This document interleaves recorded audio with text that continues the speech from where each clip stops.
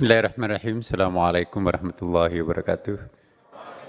Selamat sore, salam sejahtera untuk kita semuanya. Salam, Om Swastiastu, Namo Buddhaya, salam kebajikan. Alhamdulillah, syukurlah, wassalatu wassalamu ala rasulillah. Sayyidina, Habibina, Syafi'ina, Maulana Muhammadin sallallahu alaihi wasallam. Ma ba'd.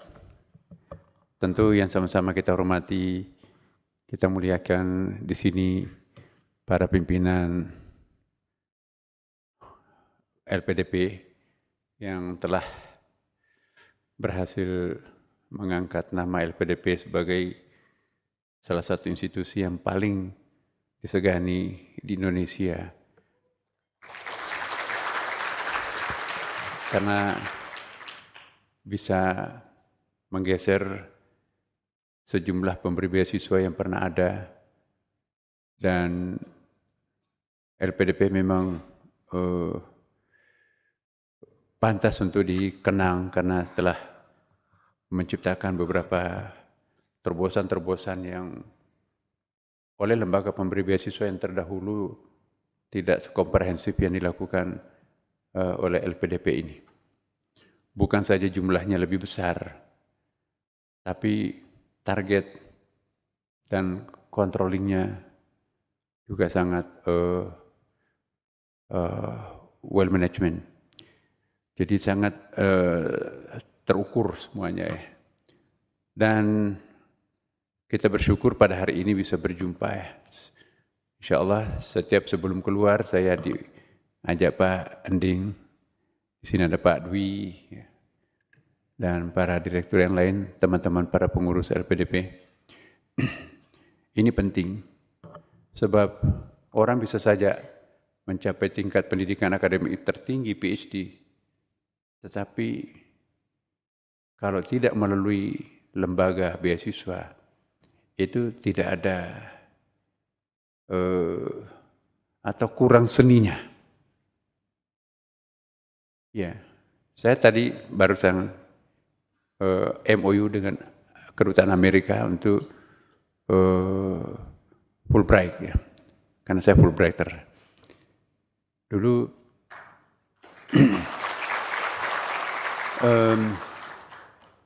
saya ketemu direktur LPDP-nya di State Department di Washington tahun lalu ya, dan setelah mereka menyaksikan saya presentasi di State Department di Washington, langsung pokoknya kalau rekomendasinya Pak Nasaruddin, kami akan berikan prioritas untuk studi di Amerika.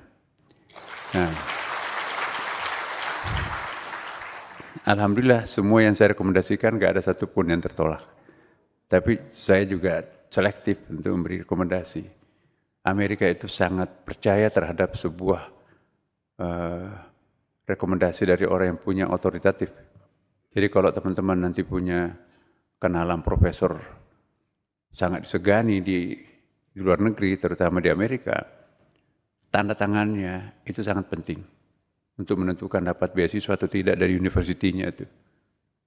Karena profesor terkemuka di sebuah university di Amerika, saya kira Eropa juga sama ya, itu seperti pemain bola.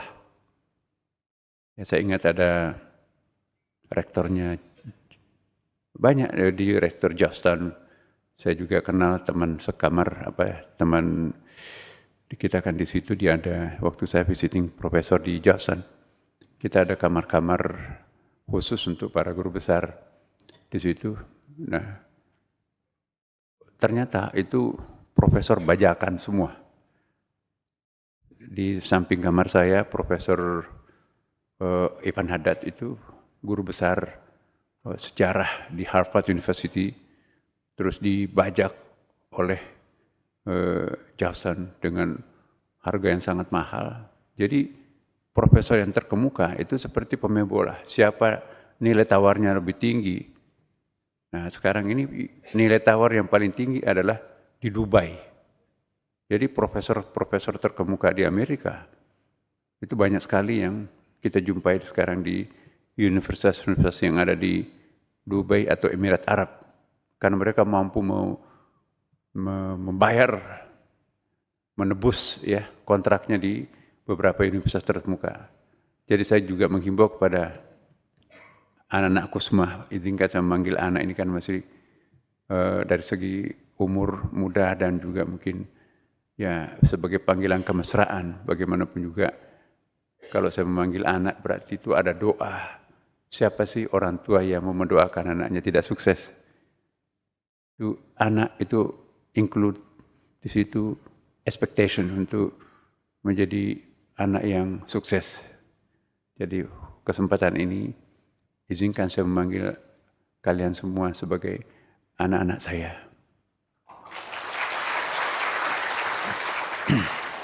Dan luhur ini sekaligus mengandung doa. Apapun siapapun, apapun agamanya Anda.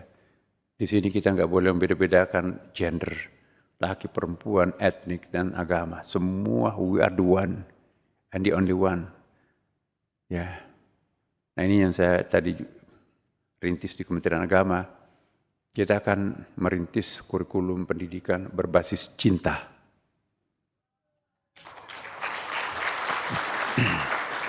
Negara seplural Indonesia.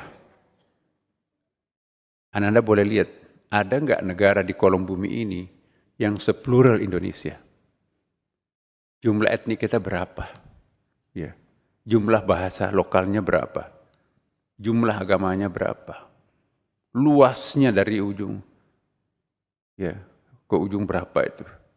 Terbang dari Merauke ke Aceh ujung itu bisa sampai 8,5 jam. Sama kalau kita terbang dari Istanbul ke London, itu 19 negara tuh. Nah ini satu Indonesia nih. Nah luar biasa. Jadi sebetulnya nilai jual yang paling berharga di Indonesia itu menurut hemat saya itu bukan mineralnya, bukan hasil buminya, tapi kerukunannya. Kerukunan antar umat beragama, kerukunan antar etnik, kerukunan antar pulau, antar daerah. Tidak bisa kita temukan negara seperti ini di dunia ini. Amerika kan bisa kita hitung berapa etniknya. Apalagi Timur Tengah. Hidungnya juga sama panjangnya kok. Nah, tapi apa yang terjadi? Nah, Indonesia itu sudah diprediksi oleh para futurolog politik Amerika. Itu sudah diprediksi Indonesia ini dulu tahun 1998 itu akan hancur seperti Uni Soviet. Lewat. Diprediksi lagi tahun 2001 Indonesia akan dikapling-kapling menjadi sekian negara. Lewat. Ya. Kemudian 2018 udah akan seperti negara Balkan. Lewat. Dan kemarin tahun 2022 juga lewat. Nah, jadi mereka bingung. Ada apa di Indonesia ini? Ya. Kok kenapa semakin hari semakin kompak? Sementara negara-negara lain semakin hari semakin bubaran tuh. Balkan, ya, Uni Soviet. Bahkan kayak Sudan, kita nggak tahu berapa negara Sudan sekarang ini. Dan satu persatu negara itu terpecah-pecah. Korea sekarang kita nggak tahu kepala negaranya siapa kan, Korea Selatan tuh. Masih penyanderaan demonstrasi dari kepala negara itu sendiri. Nah kita coba, nah kita lah yang paling harus bersyukur di muka bumi ini. Ya. Negara seplural Indonesia ini mana ada di dunia ini. Tapi kita tuh nggak terasa ada krismon di sini. Kalau kita ke Spanyol, kalau kita ke Turki itu inflasinya itu bulan kemarin itu masih 89. Saya baru pulang dari Mesir itu 6 inflasinya. Kita masih sekitar 1%. Pertumbuhannya kita tuh 5, bahkan ditargetkan menjadi 6. Ya. Yang lainnya negara-negara besar itu ada 3, bahkan ada minus. Nah, jadi kita dalam posisi seperti ini mendengarkan bahwa Indonesia itu menggratiskan makanan bergizi terhadap anak-anak, itu menjadi apa ya, mata dunia terpanas sekarang ke Indonesia. Ya. Orang tua nggak bisa memberi makan anak-anaknya di mana-mana, tapi pemerintah mampu memberikan ya sekitar berapa 17 triliun tuh dalam tempo 1 semester untuk memberi makan anak-anak yang produktif itu ya. Mana ada negara di dunia ini seperti ini. Jadi kita harus bersyukur, teman-teman, Anda semua ya. Jadi kerukunan ini harus kita rawat betul. Indonesia ini lukisan Tuhan. Sebuah lukisan itu tidak indah sekalipun bingkainya adalah emas. Kalau di bingkai itu kain putih, ada indahnya enggak ada. Warna kontras itu diperlukan untuk menampilkan sebuah lukisan yang sangat indah. Maka itu jangan ada yang mau mengacak-acak lukisan Tuhan di Indonesia, sebab itu adalah bonus indahnya. Maka itu saya di Kementerian Agama mencoba untuk membuat kurikulum cinta. Bayangkan, Anda semua juga mungkin termasuk produk kurikulum lama ya. Saya ingin tanya, agama apapun agamanya, apa yang diajarkan gurunya tentang agamanya? Wah, agama kita yang paling bagus, agama kita paling benar, yang lainnya ya sesat, nerakalah, bahkan najis, jauhi. Ada kesan seperti itu kan? Bayangkan guru agama Islam mengajarkan hal seperti itu. Katolik mengajarkan agamanya juga seperti itu. Protestan, Hindu, Buddha, masing-masing mengajarkan agama, mengatakan agama kita yang paling benar, sementara agama lain itu ya kasihan deh, sesat dan seterusnya. Anak bawa apa ya?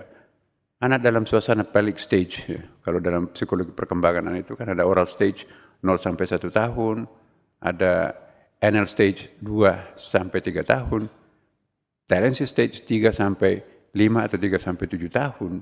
Inilah usia yang paling sensitif untuk keseimbangan otak kanan, otak kiri. Inilah usia paling produktif untuk merekam culture, budaya, bahasa.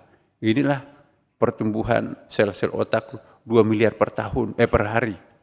Nah, kalau ini kita suguhi mendoktrin anak-anak kita perbedaan, apalagi kebencian, maka sampai nanti tua itu akan mengendap dalam alam bawah sadarnya orang yang tidak seagama dengan dia. Dia bukan kita. Jadi didoktrinkan sebuah perbedaan.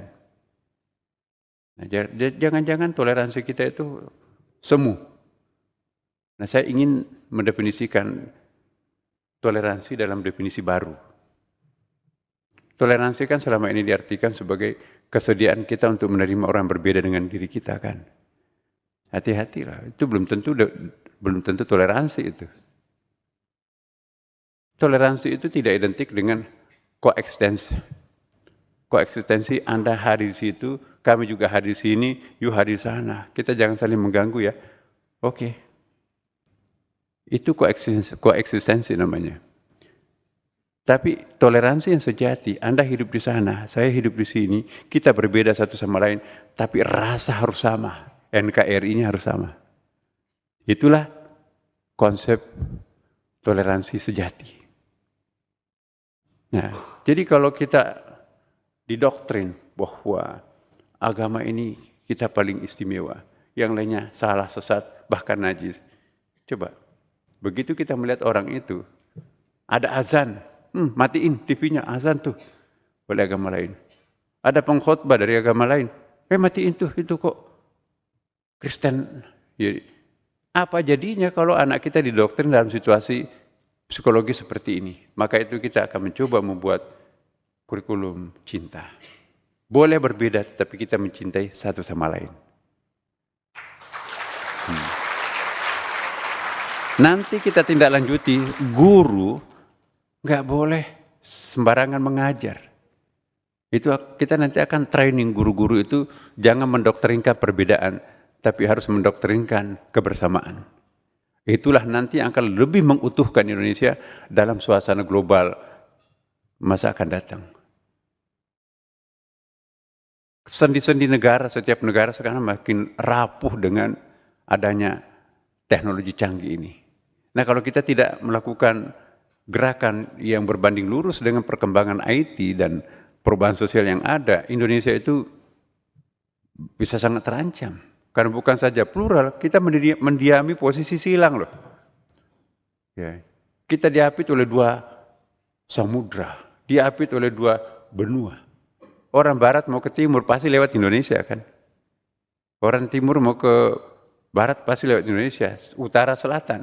Australia mau ke Singapura itu terlalu mahal ongkosnya kalau harus muter keluar dari Indonesia. Maka harus bayar pajak kalau lewat udara kan.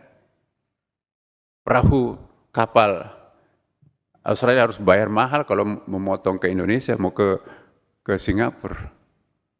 Jadi kita punya keuntungan geografis. Anda semuanya bisa pakai batik 24 jam sepanjang masa di sini. Mana bisa kita pakai batik itu di musim dingin di New York, di Kanada. Saya dulu di Kanada. Ya. 42 derajat minus. Negara apaan ini? Ya, Masya Allah. Ya. Enselnya pintu apartemen saya itu copot. Yo, nggak bisa tidur, pada itu kalah, heaternya kalah, nggak bisa tidur. Pakai selimut berlapis pun juga masih sangat dingin. Di luar kan 42 derajat minus.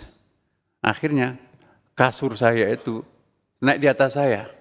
Jadi saya tidurnya di bawah kasur. Masya Allah, negara apaan ini? Bukan tidur di atas kasur, kasur yang menidurin kita. Nah ini dia, pagi-pagi bawa skop ke mobil kita mana ini? Tertutup salju. Salah skop itu bisa kena kacanya kan, nggak bisa kelihatan mobil di pagi-pagi itu. Saya dulu di Montreal, di McGill University ya. Habis itu pindah ke Leiden, ke Eropa. Jadi tahun 93 itu saya melamar, itu 6-nya diterima. Jadi saya ke Shiba University, Tokyo itu ya. Harus remedial 1 tahun. Waduh, habis umur nih. Ada kesempatan ke McGill, 1 tahun di McGill, ada lagi undangan ke Leiden, ambil semester antara ya di Sorbonne University waktu itu. Jadi oleh-oleh buat anak saya ini, bapakmu dulu pernah mengantongi kartu mahasiswa 6, itu bukan perguruan tinggi ecek-ecek. Ya.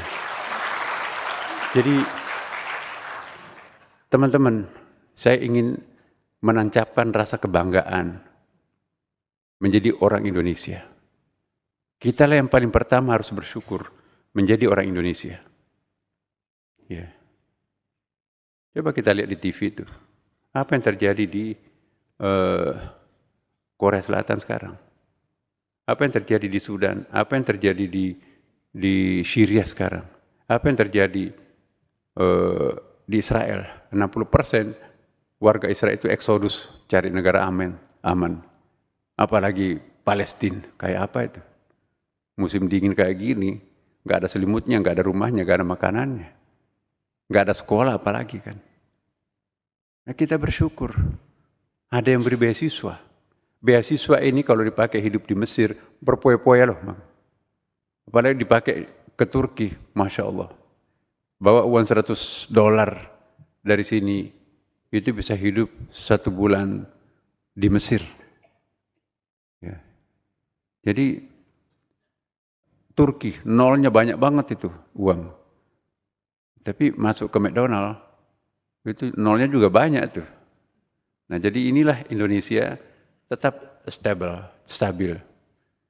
Nah, anak-anakku semua, kita harus bersyukur ya.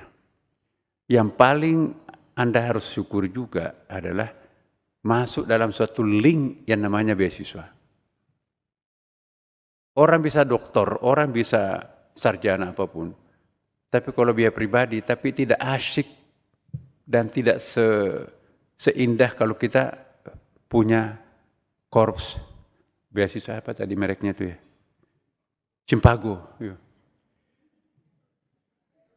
Iya, saya dulu waktu dapat Fulbright di Amerika itu, Mrs. Fulbright itu ngajak di pulau, ada sebuah pulau di luar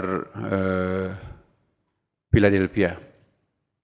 Kita speedboat ke situ, beri pengarahan, ada sekitar 100 orang lah lebih Fulbrighter kumpul.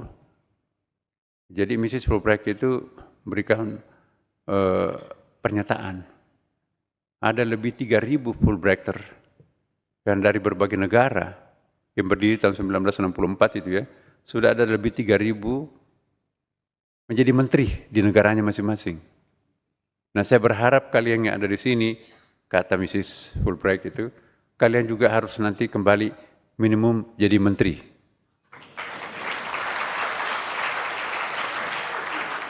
Saya pulang waktu itu, ya bukan jadi menteri, jadi wakil menteri. Nah, sekarang baru terbukti.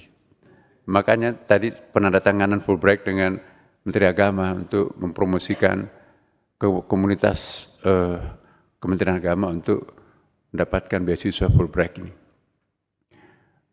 Dan ada Fulbright Connection. Jadi kalau kita ke negara manapun juga pakai logonya itu ya, Fulbright, itu tidak akan pernah terlantar. Begitu Anda memperkenalkan dirinya, we are Fulbrighter. Nah, kami juga berharap kemanapun Anda nanti, ini ada logo LPDP itu jangan sampai hilang. Dan ini connection-nya sangat bagus. Itu ada primordialisme yang sangat kuat di balik beasiswa ini. Saya dulu juga penerima beasiswa Super Semar ya. Saya ketua pengurus keluarga besar mahasiswa penerima beasiswa Super Semar yang disponsori oleh Pak Harto almarhum itu ya. Nah, jadi saya ketua, Pak Prabowo itu ketua Majelis Pertimbangan. Jadi kami diminta menjadi organizernya untuk membebaskan setiap alumni kita itu yang baru selesai diminta untuk menjadi sarjana pendamping di kepala desa yang tertinggal. Nah, kami 3 tahun, setiap 3 bulan kita training di Kopassus ketika beliau menjadi ketua Kopassus. Jadi kami tinggal di rumah beliau selama 7 tahun di tempatnya sekarang ini, di situ ya. Jadi sama Pak SBY kami sering moderator, beliau di baret hijau Pak SBY, baret merah Pak Prabowo. Nah, kita punya kebanggaan sebagai penerima beasiswa Super Semar. Nah, itu saling mengangkat. Ini ada kawan ini Super Semar. Ya, kita ada organisasi KMAPBS. Nah, kita juga punya organisasi Fulbrighter. Jadi ke negara manapun kita akan pergi, buka di memori kita itu ya, ada link tuh. Ada yang pokoknya Anda jangan tinggal di hotel. Saya sekarang jadi menteri. Padahal kita nggak pernah ketemu orangnya, hanya persambungan beasiswa tadi itu. Nah, Ananda juga seperti itu. Angkatan kakak-kakak seniornya juga yang dapat LPDP itu pasti akan mengangkat Anda nanti. Primordialisme kebersamaan sebagai LPDP itu nanti ada pengaruhnya itu. Begitu Anda selesai, ya kakak-kakaknya itu nanti sudah jadi menteri, sudah jadi pejabat, siapa yang akan diterima? Oh, ini CS kita nih. Ya, itu pentingnya lembaga beasiswa ini. Mungkin tidak seberapa uang yang Anda terima. Mungkin ada di antara Anda ini lebih kaya, lebih banyak uangnya daripada beasiswa yang harus diterima. Tetapi itu bukan itu yang penting. Ya, waktu Super Semar jaya-jayanya itu, saya tidak perlu Pak uangnya, ambil uangnya. Yang penting saya masuk nama anggota KMAPBS. Karena itu primordialisme korps itu sangat dalam tuh. Misalnya kan alumni UI, alumni Gajah Mada. Nah, yang lebih dalam dari itu adalah persamaan LPDP. Belum tentu semua alumni UGM itu pintar. Mungkin pintar ketika jadi mahasiswa, tapi udah nggak pintar lagi setelah selesai. Tapi kalau yang mengikat kita itu adalah beasiswa, kita tidak gampang menerima Ananda itu menjadi penerima beasiswa LPDP. Mungkin lulus, tapi harus diseleksi di lapis atas. Wah ini kalau ini diterima ini membesarkan anak macan ini. Pasti nggak lulus tuh. Dan bagaimana caranya melihat itu, kita punya alat ukur untuk itu. Nah inilah tugas saya mendampingi Pak Dwi, ya Pak namanya kawan-kawan kita di LPD, ada bidang-bidangnya itu. Jadi saya mohon betul Ananda semuanya sadar bahwa menggunakan merek LPDP itu sangat mahal. Itu tidak bisa ditukar dengan uang. Benar. Kemanapun kalian pergi di Indonesia ini, asal Anda memperkenalkan, oh alumni LPDP juga, oh iya dong. Begitu ada promosi, itu ada kawan kita tuh, junior kita tuh LPDP tahun berapa? Nah, Cimpago nih gitu. Oh udah, lolos kamu.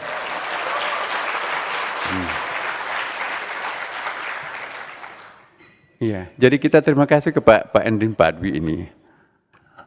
Nah, Ananda semua juga, apa yang harus kita lakukan? Kenalilah zaman. Ya, tidak perlu harus mengcopy paste apa yang dilakukan para seniornya yang sukses. Kalian tetap self-service, asertif, miliki dirinya sendiri, karena setiap generasi itu punya zamannya sendiri. Dan setiap orang adalah anak zamannya itu sendiri. Ya, jadi baca tren.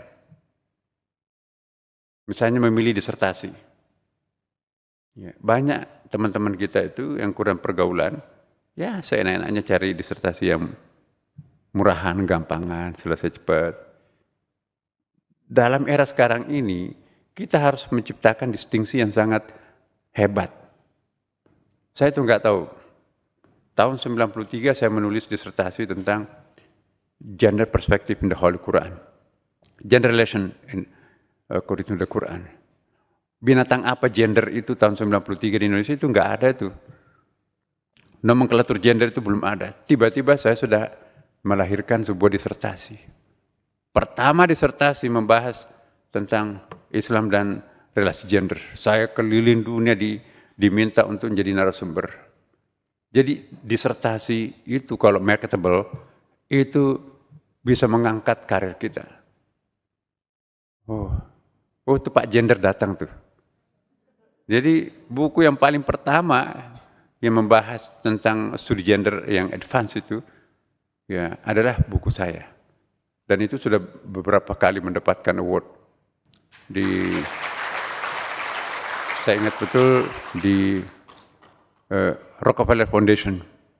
Ya, ada 7 penulis terbaik pada waktu itu diundang ke Italia 3 bulan. Nah, artikel saya dulu di New York juga ya. Ada 200 orang, ada sayembara artikel. Saya ikut nimbrung. Intisari dari draft disertasi itu kan belum jadi. Terpilih 40 besar. Terpilih menjadi 20 besar, hanya terpilih 4 besar. Dibiayai datang ke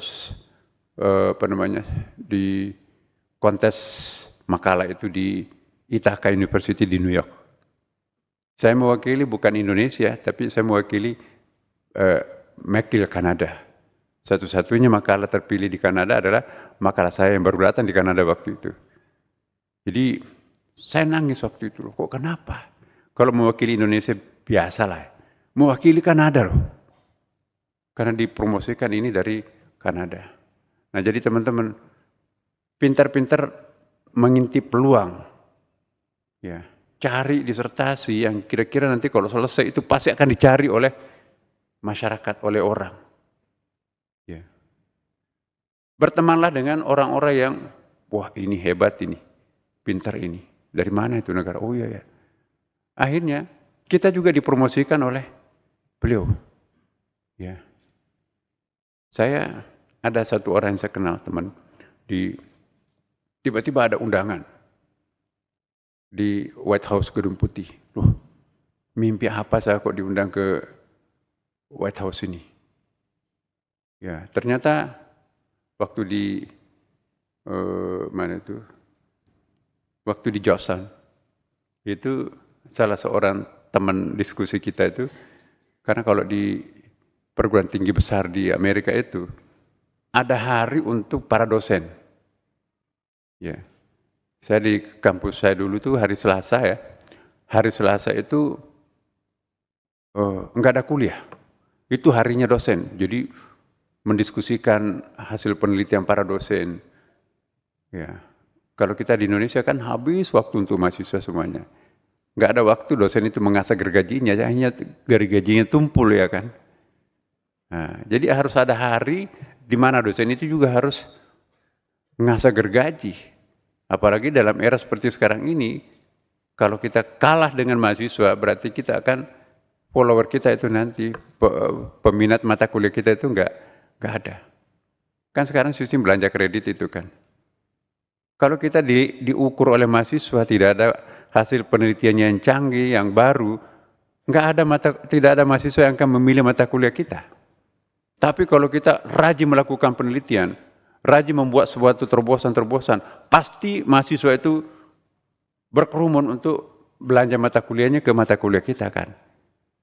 Ini teori kapitalisnya seperti itu. Nah, jadi kalau kita tidak punya kejutan-kejutan, jangan harap untuk bisa dipromosikan oleh keadaan. Nah, bukan lagi eranya dikarbitkan oleh orang lain. Pendekatan kita sekarang adalah pendekatan potensial. Sehebat apapun bapak kalian, sekalipun Anda anak presiden, tapi kalau nggak punya kejutan, tidak punya kapasitas individual yang hebat, Anda tidak akan laku. Percayalah, kalau sekarang mungkin masih laku-laku dikit lah. Tapi nanti the next, apalagi era sekarang ini, udah. Era kebebasan intelektual. Jadi jangan ada hari diisi dengan pengangguran. Ya. Doktrin pokoknya tidak boleh ada hari tanpa membaca 200 halaman. Tidak boleh ada hari tanpa menulis 12 halaman. Jadi Rakyat Merdeka itu memberi penghargaan. 6.000 artikel non-stop setiap hari dalam tempo 5 tahun. Ya, kapan waktunya menulis? Jadi sekitar 12 halaman saya harus tulis. Jadi bangun jam 2 malam, sudah salat, ke masjid, di pesawat, di mobil. Enak kan sekarang karena semua buku-buku itu nggak usah dibawa. Dulu bawa koper. Koper saya itu bukan pakaian tapi buku. Di pesawat ke Amerika kemana, itu kita bisa bikin artikel. Bisa 10 artikel sampai Amerika 24 jam ya kan. Nah, jadi enak kirim ke pemberitnya. Kompas, Rakyat Merdeka, Republika dan media-media asing. Ya. Sehebat apapun kalian, Ananda, kalau tidak punya sarana publikasi diri, nggak akan ditengok. Sehebat apapun, Anda cum laude tetapi tidak ada tulisannya, tidak ada publikasinya, tidak pernah main di media, Anda akan ketinggalan. Ya, tidak perlu terlalu pintar, tapi kalau pintar agak sombong-sombong sedikit memperkenalkan diri melalui tulisan-tulisan, Anda akan ditilik orang. Jadi kuasai media dari sekarang. Ya. Sekecil apapun karyanya, posting ke YouTube. YouTube nanti akan merekod berapa ini. Hitung-hitung kan kita juga punya uang tuh kan. Makin banyak tulisan kita bermunculan, followernya berapa, itu bisa dapat miliaran satu bulan. Itu kalau kita pintar menguasai media itu ya, bermain di media. Nah jadi teman-teman kalau cerdas, sekarang ini kita nggak perlu kesulitan dana. Yang penting rajin, yang penting ada motivasi. Insya Allah bisa hidup dimanapun juga. Ya. Jadi pertama nasihat saya, rajin memperkenalkan diri melalui tulisan. Ya. melalui talenta-talenta yang ada, misalnya mungkin seni, ya, main gitar, menyanyi, itu olahraga, atlet. Jadi banyak sarana untuk memunculkan diri. Kalau orang nggak punya talenta, pertemuan-pertemuan masif itu, dia akan jadi penonton pasif. Tapi kalau orang punya talenta, pintar nyanyi, pintar baca puisi, pintar berdebat, pintar buku-bukunya banyak, ya, itu pasti akan naik tuh. Nah kalau hanya menikmati dokter luar negeri misalnya kan, ya hanya sebentar 1 tahun dinikmati itu, Anda akan kalah dengan adik-adiknya yang produktif. Ya, ini lain yang saya sampaikan ini dengan apa yang saya sampaikan tahun lalu. Ini betul-betul saya minta pada Anda semua yang hadir di sini, ya, jangan ada detik, bukan jam ya, jangan ada detik tanpa prestasi.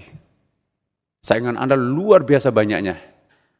Saingan kita bukan Indonesia, saingan kita dunia sekarang ini. Ya, sebentar lagi dokter India itu akan nyerbu Indonesia, dibuka karena dokter kita nggak cukup untuk mengobati pasien yang sedemikian banyak. 1:2000 dokter. Ya. Jadi pasar luar negeri nggak bisa dicegat sekarang ini.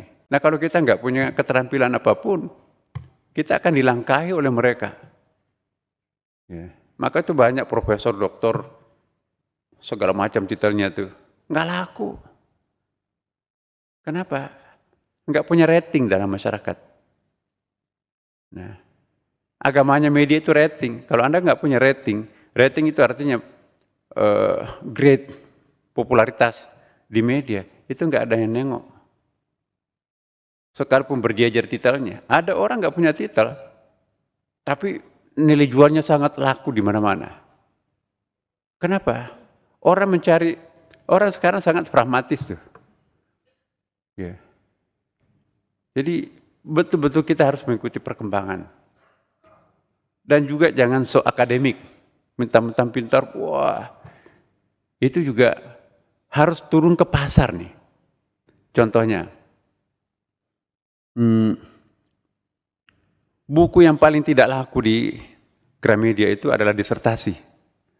Aneh kan? Berkerut keningnya orang nggak bisa baca tuh. Tapi yang paling laku dicetak sampai 12 kali, itu adalah buku-buku populer. Wah, itu kayak pisang goreng itu habis tuh.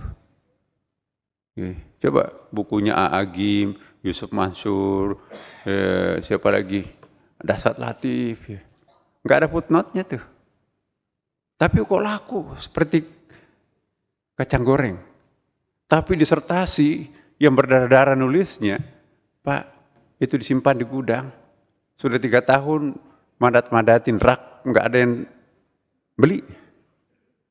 Jadi kita harus punya siasat. Bagaimana karya akademik itu yang advance itu dibikin secara populer. Wah laku. Saya sudah punya 42 buku ya. Ada buku yang saya bikin setengah mati. Hasil penelitiannya luar biasa, saya bikin di luar negeri itu. Tapi buku itu yang paling tidak laku. Begitu saya bikin buku santai-santai gitu, malah itu yang laku itu. Jadi kita harus tahu situasi pasar nih. Nah, jadi karya advance kita itu dibikin dalam bentuk populer. Karena itu tren masyarakat sekarang ini membaca buku populer, kalau perlu buku saku nih. Ya. Kemudian apalagi di Amerika juga sama, teman-teman. Siapa yang pernah baca novel di Da Vinci Code itu kan? Itu kan semula itu karya akademik tuh. Tapi nggak laku-laku tuh. Begitu dibikin dalam bentuk novel, 5 juta eksemplar di ketika launching pertama. Ya. Celestine Prophecy itu karya disertasi. Tapi nggak laku-laku. Begitu dibikin dalam bentuk novel, bukan main, laku sampai 3 juta eksemplar. Nah jadi ini juga ada tekniknya cari uang juga tuh.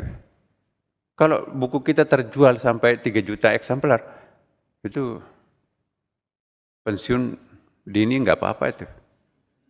Bener. Jadi kenali diri, kenali pasar.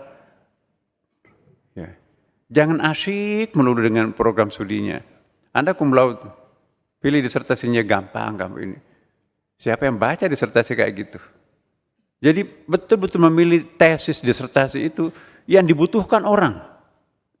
Anda akan terorbitkan dengan sendirinya kalau menulis tesis disertasi yang benar-benar sangat ditunggu-tunggu orang. Maka itu survei dulu, kira-kira nanti 2 tahun akan datang, apa yang akan menjadi tren isu? Oh ini, kita begitu orang mempersoalkan satu masalah itu, kita sudah jawab dengan disertasi. Ya begitu terbit disertasi saya, pemilihan presiden. Kandidat presidennya adalah Ibu Megawati. Indonesia menganggap bahwa perempuan itu haram menjadi kepala negara, nggak boleh. Tiba-tiba disertasi saya lahir, perempuan boleh menjadi kepala negara. Ya, almarhum Pak Taufik Kemas, suaminya Bu Megawati, dia mau beli buku, mau pesan berapa ratus ribu disertasinya Pak Nasar. Nah, kalau saya mau kaya waktu itu bukan main tuh. Ya, tapi saya katakan, Bu, maaf, belum selesai. Padahal sudah selesai. Kenapa saya tidak jual kepada beliau? Karena kalau saya jual kepada beliau, wah ini kan pacundang namanya kan. Wah ini membuat disertasi untuk mempresidenkan perempuan. Pantas. Jadi apa ya? Originalitas akademik saya itu dinilai orang, itu ada maunya. Setelah jadi presiden, baru saya expose. Jadi saya tidak kalau saya terbitkan sebelum, itu kan cari-cari muka supaya jadi kepala negara. Mau jadi menteri kali dan sebagainya kan. Nah Ibu Megawati, di Istiqlal itu, kalau bukan Pak Nasar, belum tentu saya jadi presiden. Semua orang mengharamkan perempuan jadi kepala negara. Disertasinya lah Pak Nasar yang membolehkan perempuan menjadi kepala negara. Ayatnya banyak, hadisnya banyak. Jadi cara untuk memperkenalkan diri itu harus pintar-pintar membaca tren. Tapi tren itu kan tidak muncul dengan sendirinya, ada Tuhan. Maka itu ibadah teman-teman. Kalau ada waktunya bagi yang beragama Islam, jangan pernah tinggalkan Senin Kamis puasa. Jangan pernah tinggalkan sholat tahajud. Jangan pernah tinggalkan sholat duha. Itu celah langit.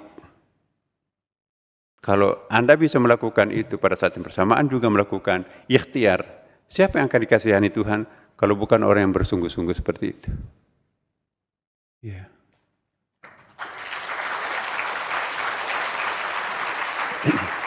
Nah, kita kan akan pulang ya, apa tadi itu? Ya, kita akan pulang. Artinya pulang di sini banyak konotasinya kan. Pulang secara biologis, kita kembali ke Cimpago itu kan bahasa Padang tuh ya. Kita pulang ke Jawa, itu kepulangan intelektualitas kita. Mungkin juga fisik kita ada di Amerika, tapi ide-ide kita itu kita mengalir kembali pulang ke Indonesia. Jadi intelektualitas kita pulangkan ke Indonesia. Saya ingat banyak teman-teman kami di Amerika itu menjadi dosen tetap di Amerika, tapi pikirannya mengalir ke Indonesia. Apakah itu yang harus dijadikan kriteria oleh LPDP bahwa harus pulang? Bagi saya pribadi yang harus pulang itu pikirannya.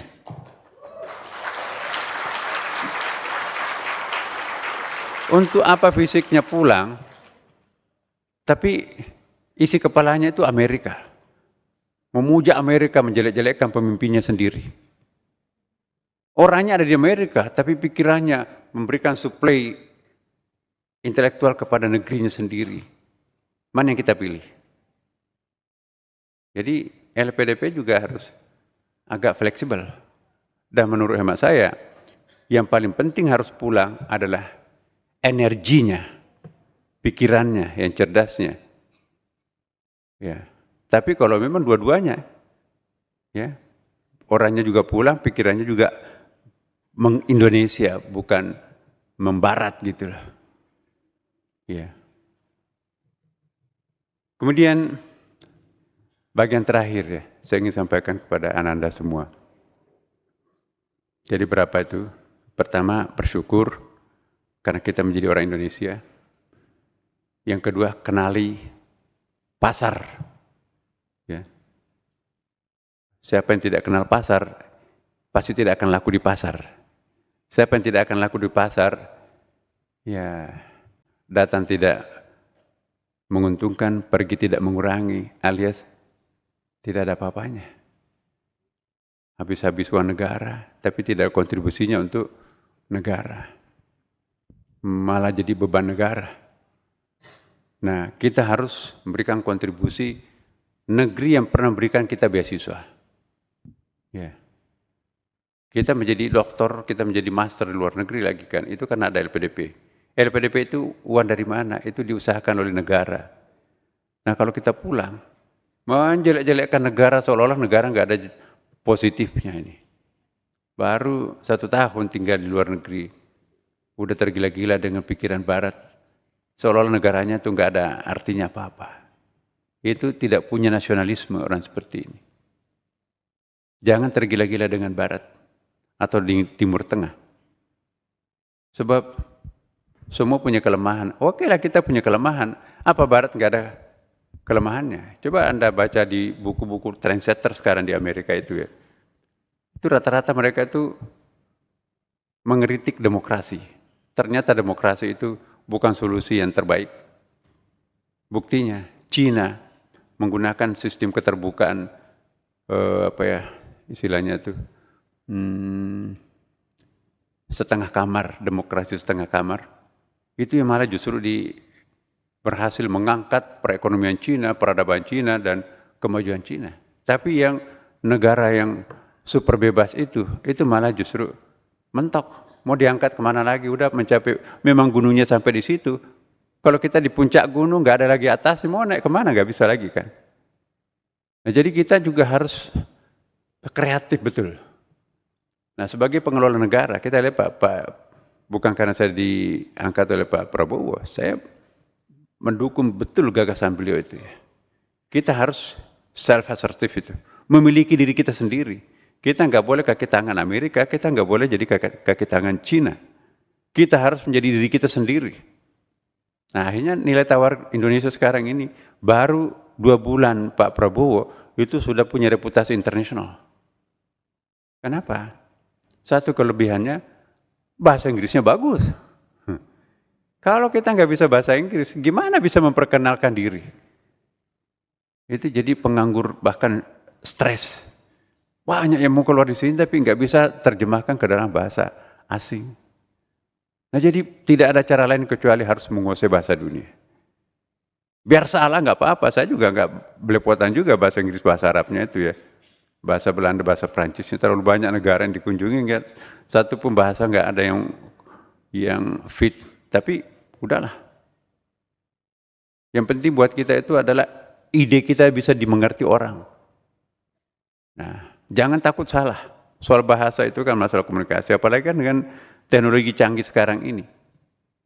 Ya, artificial intelligence itu luar biasa. Jadi kalian yang anak-anakku yang kuliah di luar negeri, jangan panjang leher, jangan bangga. Benar, kalau dulu iya, Amerika, Eropa, Mesir. Sekarang kita bisa mengalahkan orang-orang yang kuliah di Amerika. Kami punya pondok pesantren. Yeah. Kita menggunakan artificial intelligence. Ada Wahbah Zuhail, usul fikih 2 jilid, berbahasa Arab. Yeah. Kita menggunakan AI. Jadi Wahbah Zuhailnya yang ngajar di The Monitor. Wahbah Zuhailnya bukan berbahasa Arab, tetapi berbahasa Indonesia. Jadi bukunya, ya, bukunya dibaca sendiri oleh yang bersangkutan. Suaranya betul yang keluar.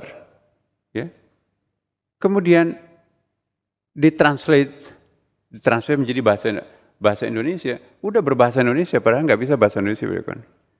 Jadi kita nggak perlu mendatangkan dosen luar negeri untuk mengajar di pondok pesantren. Pakai teknologi canggih, yang bersangkutan penulis bukunya itu menerangkan di depan murid kita. Tuh dia. Buku saya bahasa Indonesia kan. Saya hanya baca sekitar 12 menit. 12 menit itu 2,5 halaman ya. Nah, itu direkam oleh kamera canggih. Maka setelah itu dimasukkan dalam sistem. Buku saya 420 halaman itu, saya menerangkan sampai akhir dalam bahasa Inggris, padahal saya kan tulisnya bahasa Indonesia. Jadi kita tidak perlu menghadirkan dosen tamu. Dosen itu datang dengan bahasa apa yang kita kehendaki. Artificial intelligence ini sekarang ini luar biasa. Nah, kalau orang Indonesia, bahkan di pedalaman sekalipun, asal ada jaringan, itu bisa memahami apa yang dipahami oleh orang yang di Harvard, oleh di Oxford. Jadi jangan nanti besar kepala, wah saya kan alumni Harvard, saya alumni Oxford di Inggris.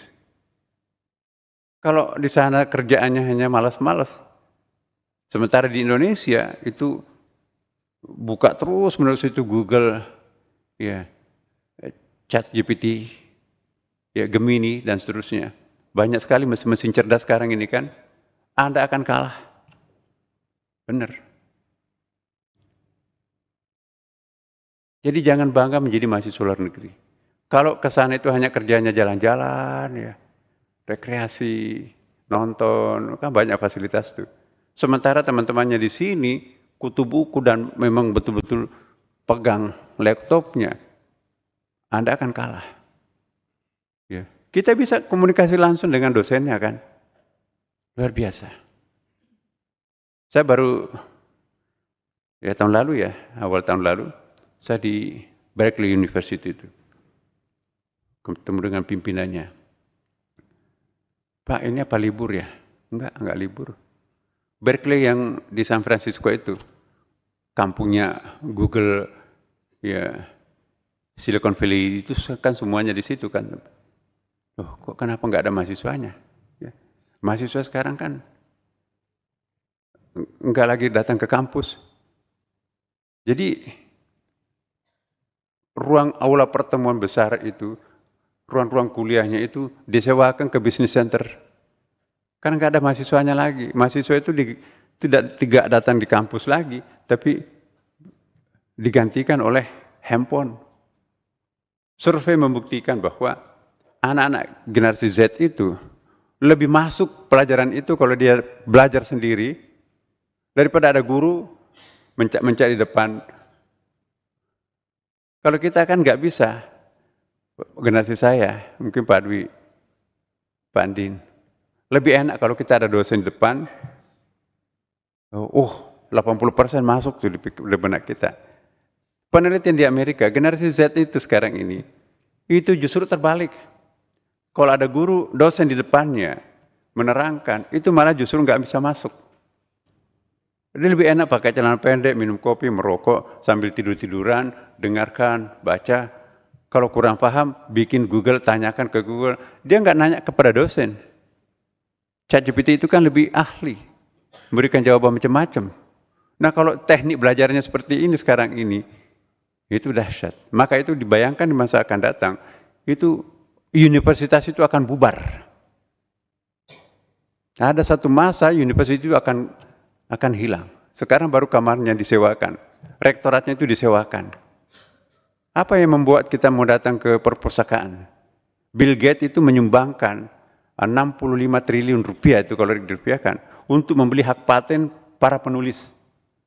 Jadi buku-buku yang ditulis bahasa Inggris itu, ya, asal lolos dari timnya Bill Gates itu, maka itu hak paten itu akan dibayar.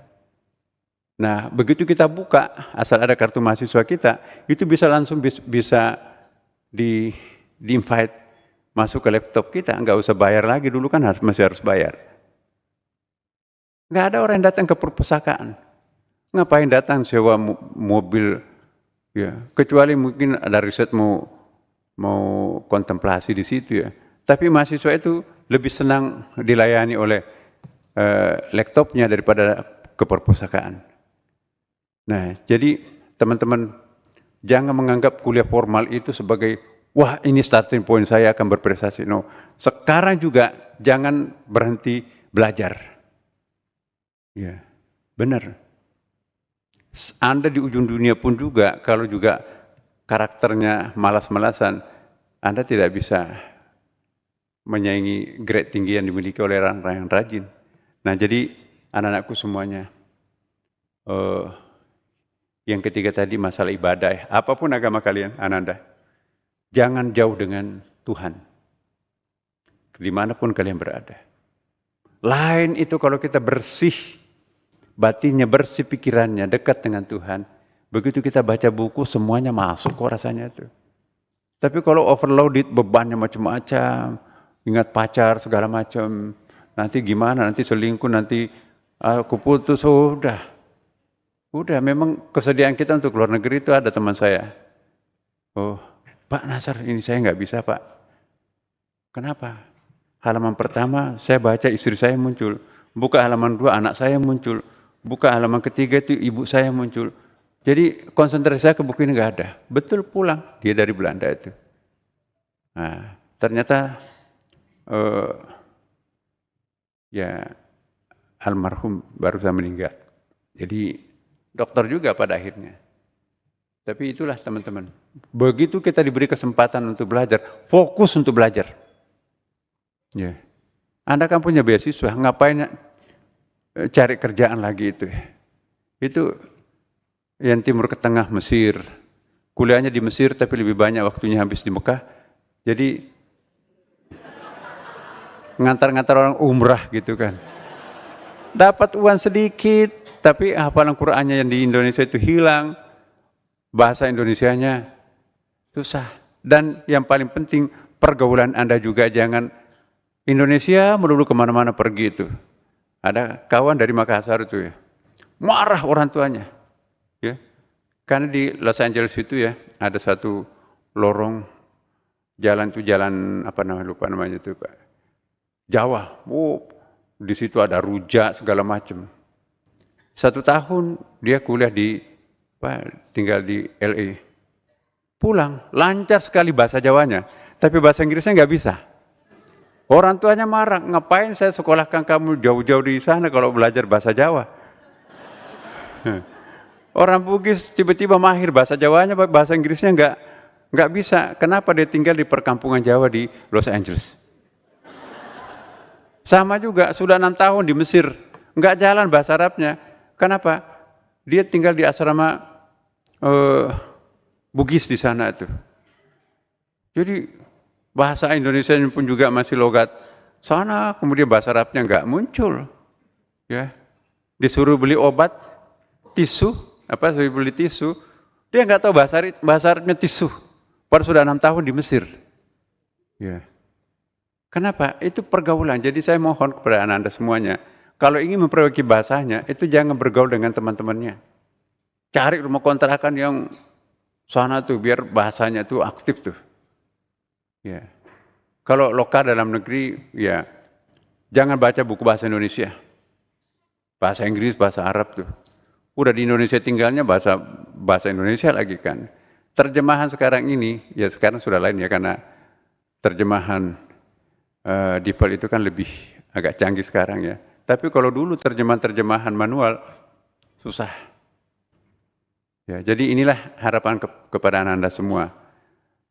Ingat apa yang saya sampaikan ini, insya Allah kalau direction ini diingat, kalian akan menjadi the best in the future. Benar. Ya. Kalau kalian sukses, Pak Ndin, Pak Dwi sudah pensiun, ya tengok-tengoklah juga gitu kan. Pak, kalau bukan Bapak barangkali susah saya mendapatkan prestasi ini. Karena tahun itu mungkin Anda sudah jadi menteri, kami sudah pada pensiun semuanya. Ingat bahwa di balik kenikmatan itu ada keringat yang pernah mengucur. Lihat orang-orang LPDP ini paling sering dimarahi oleh pimpinan. Padahal sudah setengah mati kita bekerja kan. Anda yang menikmati Anda. Baik, untuk mengakhiri ini, izinkan saya berdoa bersama kita ya, apapun agamanya ya. Biar ada berkah. Kita akan bukan mencari yang besar, bukan mencari yang tinggi banget, bukan mencari yang banyak. Yang kita cari adalah berkah. Berkah. Apa itu berkah? Dinikmati. Apa artinya punya istana? Masih muda-muda pakai kursi roda stroke. Pak, jangan makan, Pak. Nasi, itu gula tuh. Daging, Pak, itu over kolesterol, Pak, jangan. Ya, sayur-sayuran, Pak, itu asam urat tuh, Pak, kakinya bengkak tuh. Minum kopi, Pak, jangan pakai gula, rasanya kayak apa itu? Jadi makanannya apa? Yang paling dia tidak suka? Kentang. Uangnya banyak. Meja makannya lengkap. Kalau orang miskin nggak ada isi meja makannya nggak apa-apa. Ini banyak uangnya, banyak meja makannya, tapi nggak bisa makan. Nikmat nggak itu hidup itu seperti itu? Banyak uangnya tapi dikejar-kejar KPK, dikejar-kejar polisi, nggak ada ketenangan. Ya, mobil second tapi senyum di dalamnya. Ya, gubuk tapi isi surga.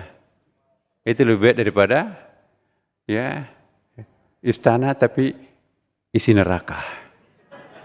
Mana yang mau? Orang LPDP ya istana isinya surga kan?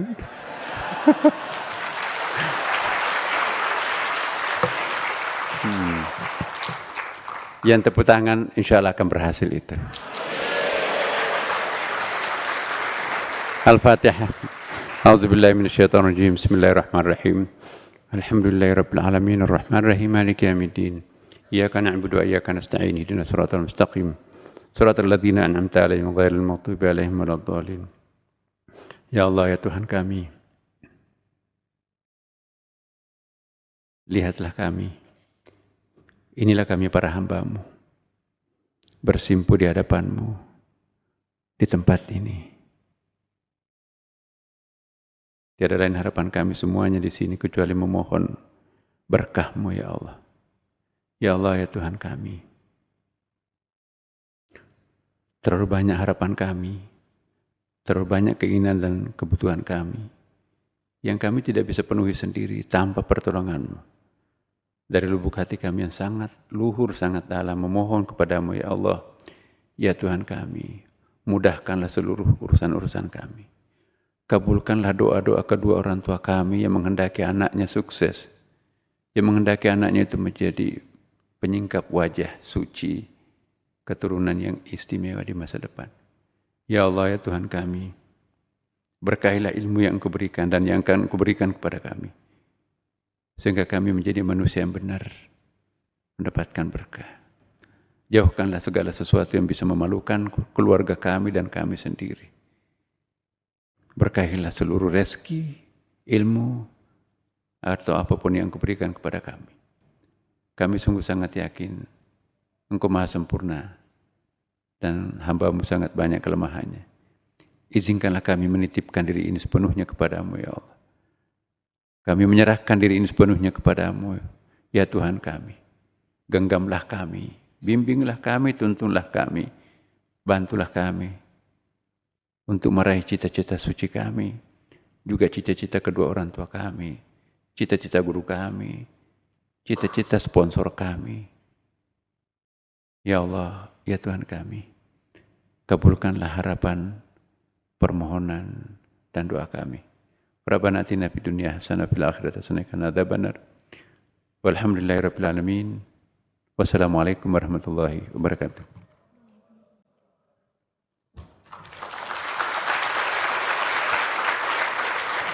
Sungguh luar biasa penyampaian nasihat oleh Bapak Menteri Agama Republik Indonesia. Tepuk tangan sekali lagi buat Bapak Menteri kita.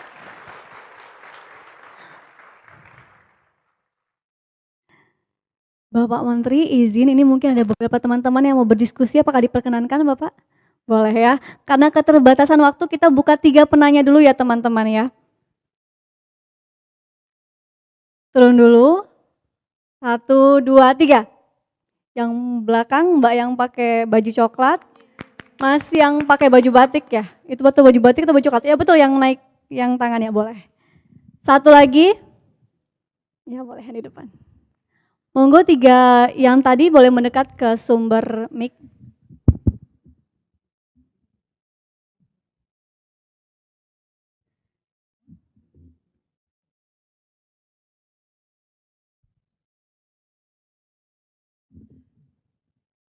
Bapak ada di belakang. Silakan Hananda. Baik, Assalamualaikum warahmatullahi wabarakatuh. Salam Bapak Menteri, saya Risma Hikmawati. Tujuan studi saya ke Universitas PTIQ Jakarta, program PKUMI. Saya sangat tertarik dengan ungkapan Bapak Menteri terkait dengan bagaimana membuat kurikulum agama berbasis cinta. Ini pernah saya dapatkan juga diantaranya dari teman-teman di NGO, di mana saat itu mereka menyadari bahwa terkadang bukan hanya orang-orang yang memandang antar agama, bahkan orang-orang yang belajar agamanya sendiri merasa berat dengan belajar agama itu sendiri, bahkan ada yang menyerah gitu ya. Oleh karena itu menurut teman-teman itu sepertinya pembelajaran agama di Indonesia ini saat ini memaksa, tidak berdasarkan cinta, tapi langsung kalau tidak melaksanakan agama dia itu neraka gitu ya. Oleh karena itu anak-anak menjadi kenapa aku seorang muslim harus sholat 5 waktu, teman saya yang Kristiani tidak sholat 5 waktu, ya lebih enak mereka gitu. Jadi antaranya contohnya seperti itu. Saat itu rekomendasinya yaitu bagaimana memasukkan aspek cinta itu dari sudut pandang psikologis gitu ya. Jadi melalui pendidikan di keluarga. Akan tetapi ada kekhawatiran di mana pembelajaran berbasis cinta tersebut alih-alih menjadi solusi malah menjadi sebuah celah yang melemahkan seperti itu. Bagaimana pandangan Bapak Menteri agar pendidikan berbasis cinta tersebut memiliki tujuan yang tepat, bukan melemahkan tapi memiliki ukuran yang tepat. Terima kasih. Wassalamualaikum warahmatullahi wabarakatuh. Baik, izin langsung ke penanya kedua boleh Bapak atau mau dijawab dulu Bapak? Langsung, baik. Monggo penanya kedua. Baik, Assalamualaikum warahmatullahi wabarakatuh. Pak Menteri, mohon izin nama saya Noval Muharram Nurdin, program doktoral luar negeri di University of Melbourne. Saya merupakan PNS, dosen di Institut Pertanian Bogor, latar belakang di kedokteran dan juga di gizi. Alhamdulillah mengikuti PK 247 ini dengan banyak ulama dan calon ulama. Pengalaman saya dan sebagai edukasi di bidang kesehatan menyimpulkan pendapat pribadi bahwa edukasi di bidang kesehatan tanpa didukung oleh ulama itu sepertinya sia-sia. Karena perubahan hidup atau perubahan lifestyle itu kalau tidak ada motivasi akhirat atau itu sulit. Kalau ke dokter kalau besok mau meninggal baru mau berubah loh. Berhenti merokok kalau besok dibilang meninggal baru berubah. Tapi kalau misalnya masih sehat-sehat aja sulit.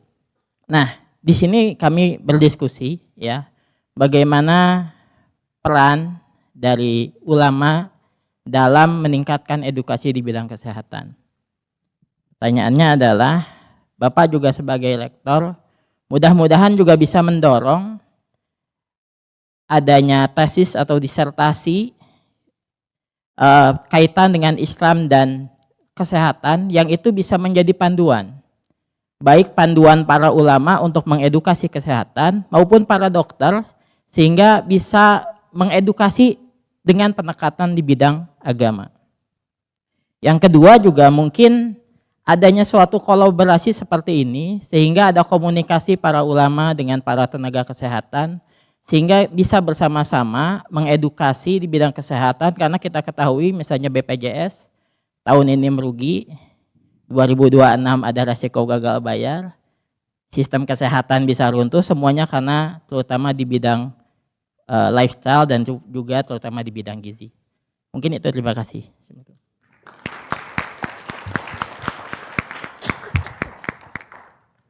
Assalamualaikum warahmatullahi wabarakatuh. Bismillah, alhamdulillah. Terima kasih Pak Menteri sudah menyampaikan pesan yang sangat luar biasa.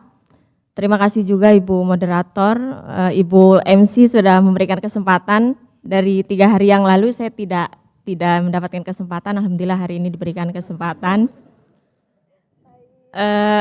Dan sangat bersyukur sekali materi-materi dari kemarin sepertinya konklusinya itu di hari ini yang begitu luar biasa, terkhusus dengan tema toleransi dan moderasi beragama yang disampaikan di hari kemarin. Sebetulnya ini sangat menarik bagi kami yang konsen di jurusan Ilmu Al-Quran dan Tafsir, kemudian kaitannya dengan toleransi antar umat beragama, bukan hanya kita memandang dari sisi agama kita saja yang benar, tapi tentu di antara agama-agama itu memiliki nilai-nilai yang baik untuk menjaga Pancasila. Maka tadi saya menarik dengan pembahasan Pak Menteri dengan kurikulum cinta. Mungkin saya sedikit teringat dengan Islam yang rahmatan lil alamin. Bahwa dengan kehadiran jurusan Ilmu Al-Quran dan Tafsir, pengkaderan ulama Masjid Istiqlal ini juga memberikan kontribusi nyata bahwa ulama-ulama kita yang konsen di tafsir khususnya itu tidak hanya itu-itu saja medannya, tapi juga lebih meluas lagi, lebih internasional lagi. Yang menjadi pertanyaan saya adalah penajaman strategi untuk lebih kepada universal situation, bahwa kita ini dalam kondisi yang sangat modern. Jadi ilmu tafsir itu sekarang itu ada yang namanya living Quran. Di mana-mana kita harus memberikan, kalau dalam Islam kita memberikan nilai-nilai kebaikan Al-Quran. Dan saya yakin agama yang lain pun memiliki itu. Tapi tidak ada yang namanya titik temu di antara tengah-tengahnya. Semua agama itu baik, tapi tidak ada yang menengahi sehingga semuanya ini punya tujuan yang sama, tujuan yang baik untuk membangun negeri ini dengan bersama-sama, kemudian juga memberikan yang terbaik untuk negeri. Jadi mungkin saya ingin bertanya bahwa bagaimana kira-kira penajaman strategi itu untuk kami khususnya di Pengkaderan Ulama Indonesia. Terima kasih. Dan saya teringat satu pesan Bapak, saya sangat ingat betul ketika berbicara kemudian kami berkonsultasi apa yang harus dilakukan. Bapak hanya menjawab, Anda harus belajar, Anda harus belajar. Kalau Gibran saat itu menyampaikan kepada Pak Prabowo, saya ada di sini. Saat ini Enok akan merespon kepada Bapak, saya ada di sini untuk belajar. Mungkin itu yang dapat saya sampaikan. Assalamualaikum warahmatullahi wabarakatuh. Waalaikumsalam warahmatullahi wabarakatuh. Luar biasa ya. Bagaimana Bapak? Maaf. Namanya terakhir? Namanya Mbak Nong tadi Pak. Nah, iya. Jadi Ananda semua, saya bangga ya betul-betul. Semakin kesini kok semakin kreatif ya mahasiswa kita ya. Nyanyiannya yang lalu kok nggak ada seperti ini ya. Jadi ini pertanda bahwa LPDP ini semakin kreatif, semakin melahirkan unsur-unsur kreativitas. Dan Ananda semua, kurikulum berbasis cinta itu ini untuk menjawab tantangan. Ya. Kalau kita mau jujur agama apapun agama kita itu, kalau berbasis kemanusiaan, humanity is only one, there is no colors ya kan. Kullu mauludin yujadu ala fitrah, kita itu kan satu. Enggak ada orang yang dibayi, Pak nanti saya mau menjadi agama Islam atau agama Kristen. Ya. Fitrah kita itu kan sama. Makanya itu harus berbasis cinta. Saya ingin melihat wajah Ananda semua. Saya di sini Pak. Ya jadi Ananda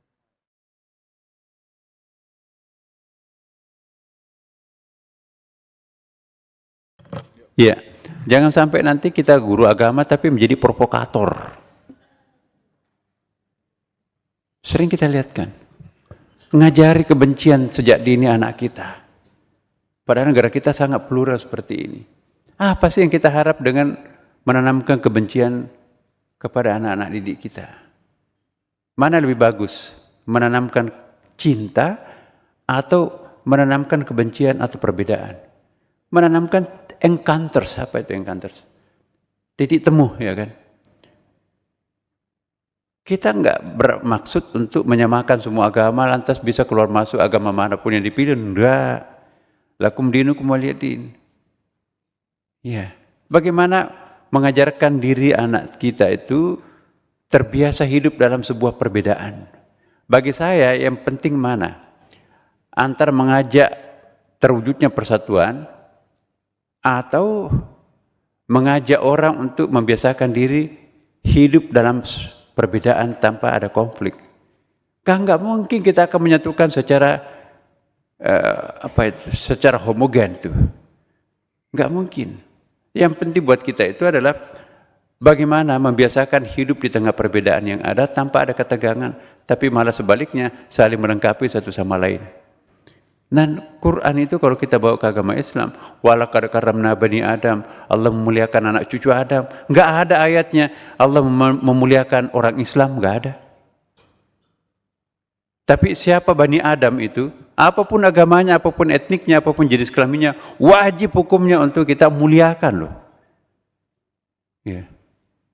Jangan melihat agamanya berbeda sehingga kita enggak usah muliakan itu, enggak. Mematahkan tulang rusuk mayat, apapun agamanya mayat itu, sama dosanya kalau kita mematahkan tulang rusuknya orang yang masih hidup. Membunuh satu nyawa sama dengan membunuh semua nyawa yang ada, tanpa membedakan nyawa agamanya itu agama apa. Itu Quran loh. Menghidupkan satu nyawa tanpa melihat agamanya apapun nyawa itu sama dengan menghidupkan semua nyawa yang lain. Itu Quran. Nah, kenapa ada teroris? Itu ngajarin siapa itu? Nah, akhirnya juga direspon. Nah, jadi saya betul-betul berkeyakinan, Ananda kalau selesai, mengapa saya penanggung jawab pendidikan kader ulama? Kenapa harus ada shock course-nya di Amerika?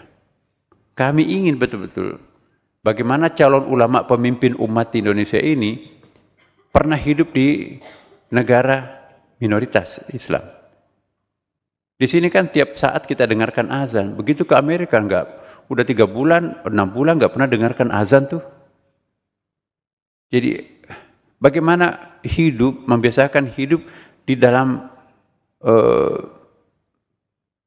situasi kebudayaan yang berbeda. Nah, ada satu orang alumni pertama itu, Pak, saya sebelum saya ke Amerika, saya menganggap Amerika itu satanic country, negara setan tuh.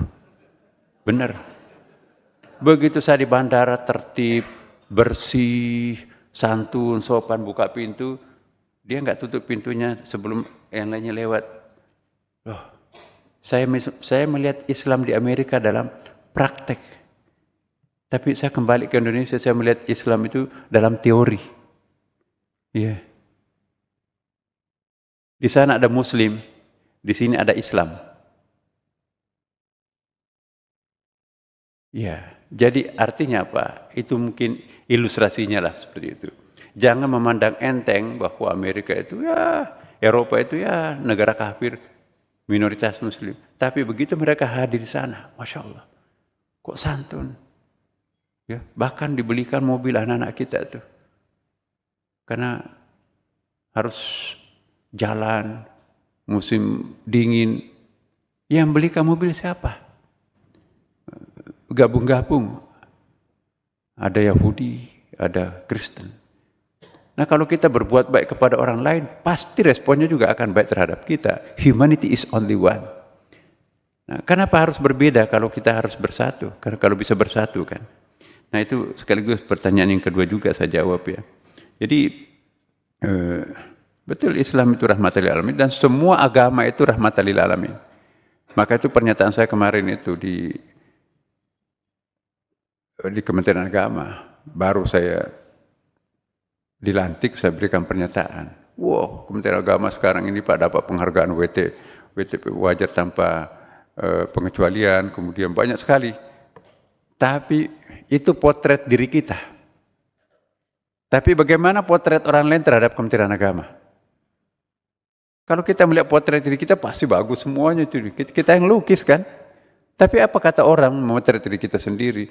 Bagi saya Kementerian Agama itu sukses manakala umatnya tidak lagi berjarak dengan agamanya.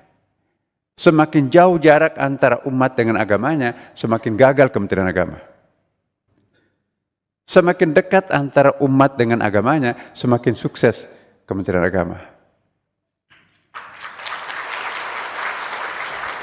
Kalau orang umat apapun, kalau umat itu menyatu dengan agamanya, kita nggak perlu pintu, nggak perlu polisi kan?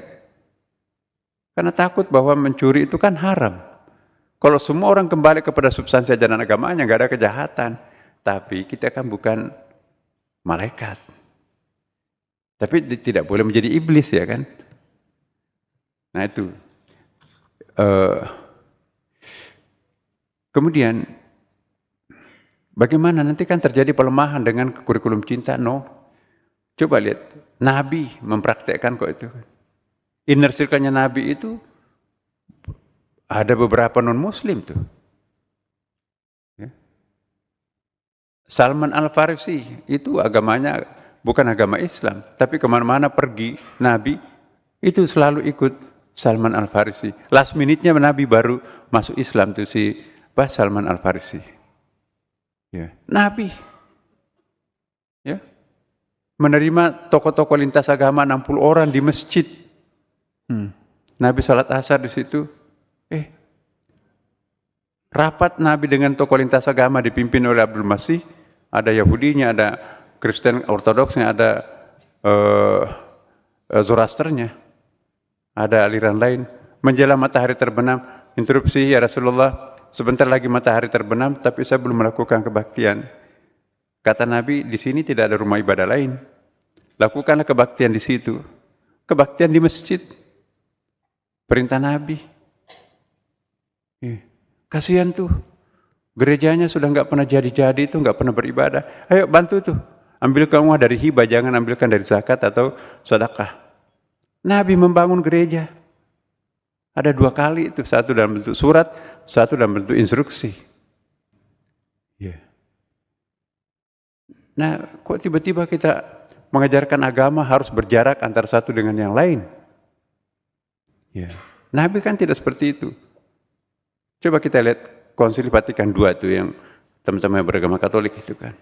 Kebenaran itu juga ada di luar diri gereja itu sendiri. Di masjid juga ada kebenaran. Di candi juga ada kebenaran. Jadi ada titik temu sekarang ini. Jadi kalau ada orang yang orientasinya selalu melihat perbedaan, maka itu sudah ketinggalan kereta.